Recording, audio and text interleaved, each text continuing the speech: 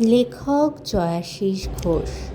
প্রত্যেক পুজোর একটা অন্ধকার গলি থাকে। ছেলেরা নেশা করতে যায়, আর থাকে একটা টায়ার ফাটা রিক্সা। ঘুমিয়ে থাকে রিক্সা চালক সিটের ওপর। ঘুমের মধ্যে সে সমুদ্রে যায়, ডলফিনের সাথে সাঁতার কাটে। এই গলিতে কোনো মেয়ে আসে না।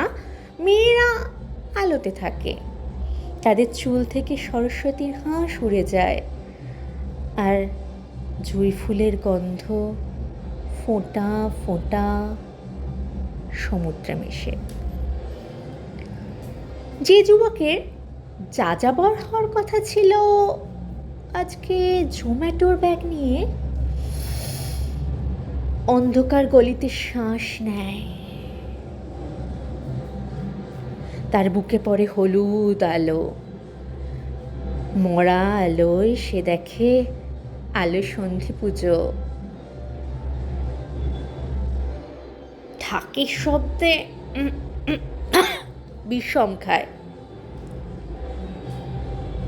অন্ধকার গলিতে এইসবের থেকে একটু আচ্ছা যে দাঁড়িয়ে থাকে, সে সমুদ্র থেকে পালিয়ে যাচ্ছে অনেক দূরে। আজ রাতে পুরীর সাথে দেখা হবে তার।